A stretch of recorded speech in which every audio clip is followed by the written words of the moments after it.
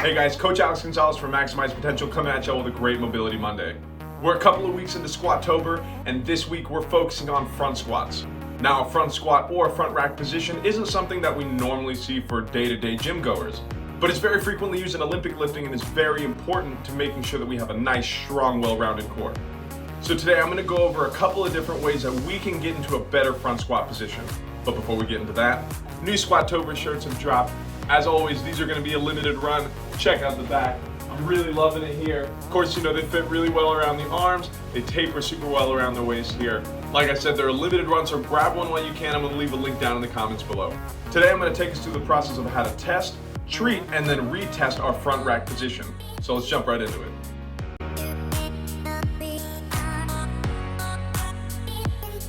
Okay, so there's two different ways that we can get into a front squat position. Today we're going to be focusing on the more traditional way.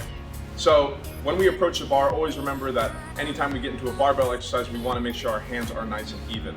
For myself, I like to take my hands and go just outside of shoulder width apart. For me, that's going to be my pinky right around that first rung here. Now, once we get a good grip on that bar, we're going to swing the elbows underneath and stand it straight up. Ideally, these elbows should be pointing out in front of us. We don't necessarily want to see these elbows pointing down. If we do, we may be tight in one of two areas. Either the lats, that's going to be right along our side, attaches in the low back, out over here, and comes and attaches again over by the humerus. The second muscle that we may be tight in is going to be the tricep.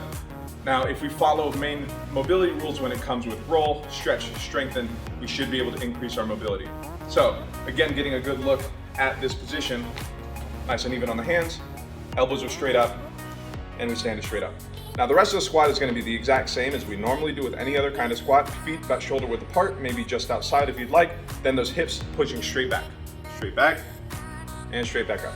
So if we're feeling tight in one of these two areas, either the lat or the tricep, I'm going to go over a couple of different ways on how we can improve the mobility in those two areas. The first thing that we always got to do is test. We're going to go through our mobility, and then at the end we're going to retest. Let's go ahead and grab a PVC pipe, and we're going to take it over to a wall. All right, so we have our PVC pipe, we're over by our wall. We're gonna check our overall overhead mobility. Now the way that we're gonna do that, we're gonna have palms down. We're gonna go ahead and grab that PVC pipe just outside of shoulder width here, and we're gonna go directly overhead. Now my shoulders are staying up against this wall, and I'm reaching pretty good. I have pretty decent shoulder mobility. I'm getting my fingertips just about on that wall here. So I'm gonna come on back down. That's gonna be my baseline for my normal overhead position. Now, whenever we get into a front squat position, it is a little bit more of an awkward turn in that lat, meaning that we have more of a stretch in that lat, meaning that we may be a little bit tighter. So the way that we're gonna do this and introduce that little bit of a stretch is we're gonna go underhand now. So, same kind of thing here, we're gonna go about shoulder width apart, underhand grip in the PVC pipe, and we're gonna go overhead here. So I'm already noticing I've got a little bit more of a stretch. I'm reaching the wall almost the same here, but it's definitely a little bit tighter. So, those are my baselines here. Let's go ahead and get into a little bit of mobility. Anytime we do mobility, remember, we're gonna start with rolling, then we're gonna stretch, then we're gonna strengthen. All right, the two tools that we're gonna be using for our myofascial release, we can either use a lacrosse ball or a foam roller. I'm gonna show us how to use a lacrosse ball, then I'll show us how to do it on the foam roller. We're gonna wanna go up against a wall here. Like I said, that lat is gonna attach at that low back and gonna come all the way up and attach into that arm. So, taking this here, I'm gonna go ahead and get to my left side so y'all can see here. I'm gonna find a good amount of that soft tissue here, and I'm gonna pin that right up against the wall. Now, oh yeah, pretty immediately you should find something that may be a little bit tight, maybe a little bit tender. Once we find a spot, seek and destroy. Sit on it for about 20 to 30 seconds and you should feel some of that pain dissipate. While we're here, we can get into a little bit of motion here. So going down, and then come on up overhead. This is gonna allow us to get a little bit of a stretch, more of like a pin and stretch in this lat muscle here. So again, we're finding a couple of different areas. Once we pass that 20, 30 seconds, you're gonna go ahead and find another spot. In total, we're gonna wanna be in this area for about 2 minutes. Remember, everything you do to one side, we gotta do to the other. So once you hit about 2 minutes, go ahead and swap it over to the other side. If we have a foam roller, it's gonna be a very similar situation here, very similar position. We're gonna place that up against the wall, maybe a little bit lower here. We're gonna angle ourselves slightly away, about at a 45. Same kind of thing, my arm is up in the air and I'm rolling down and up. One of the main things to look out for is making sure that we're not rolling directly on that shoulder blade. Remember, anytime they're doing any type of myofascial, we can use bones as a guide, but we don't necessarily want to be on top of them. Same kind of thing, we're finding an area here, add a little bit of motion in here, we'll get a pin and a stretch. Same thing, find 2 to 3 spots, we'll spend about 2 minutes on each side. All right, the second muscle that we're gonna be getting into is gonna be the tricep. Like I mentioned earlier, the 2 different muscles that are gonna be dictating our mobility in the front squat position is gonna be the lat, so again, that back muscle, and the tricep in the bottom of our arm here. So the way that we can do that, we can either have a bench, a box, you can even use a tabletop if you'd like. I'm gonna be using a foam roller. You can absolutely use a lacrosse ball if we don't have one of these half rollers at home. So, very easy to get into. We're gonna have it on a flat surface. You're gonna take the bottom of your arm, starting just below the elbow. Remember, we don't wanna be directly on bone. And we're gonna roll down that tricep here. Same kind of thing, seek and destroy. Anytime we find a spot that's a little bit uncomfortable, we're gonna sit here for about 20 to 30 seconds. You should feel that discomfort dissipate. Again, find about 2 or 3 spots here, and we're gonna spend about 1.5 minutes, maybe 2 minutes or so on each side. So if we're following our mobility flow, remember we're gonna start with myofascial, and then that second step is gonna be a stretch. So this is gonna be a stretch that's gonna get into the lats, a little bit of the triceps as well. Now, a lot of the time we can use more of a diffuse stretch, so we could use like a doorway stretch or a TRX stretch for those lats, triceps. But because this is for a specific motion, because it's for a specific physiological movement, I wanna make sure that this is as close to that movement as possible. So this is gonna be a bench stretch here. We can absolutely do this on our couch or anywhere that we have a low flat surface here. So ideally, we have a PVC pipe here. We're gonna be about shoulder width apart, maybe just inside. We're gonna bend our elbows up to a 90. We're gonna place those elbows on that bench out in front of us. Notice those palms are facing up.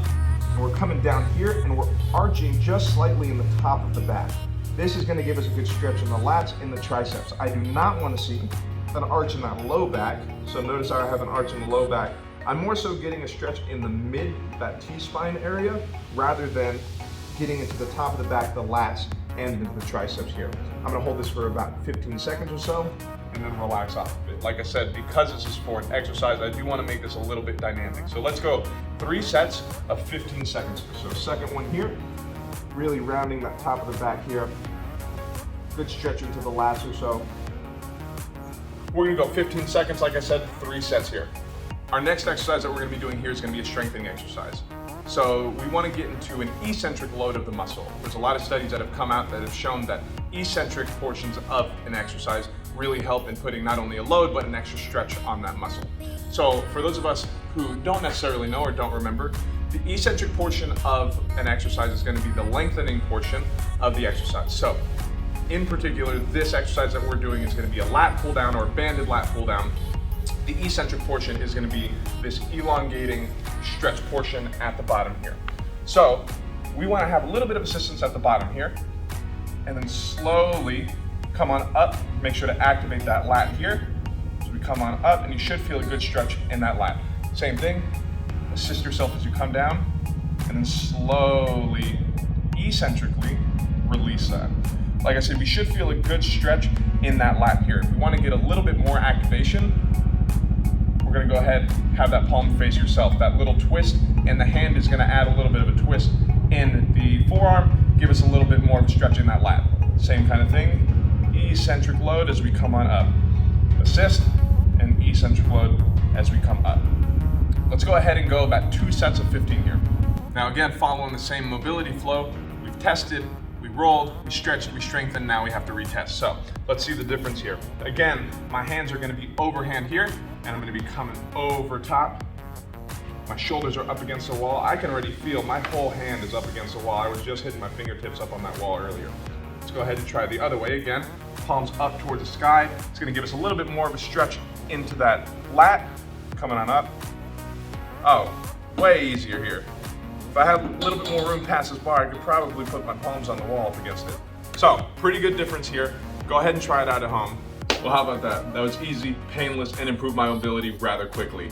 Now, if that happened to me in one session, imagine what would happen if we did that every day. Like I said, this entire week is going to be a front squat focus, so make sure that we take care of our mobility. These front squats aren't going anywhere, so we might as well perfect them.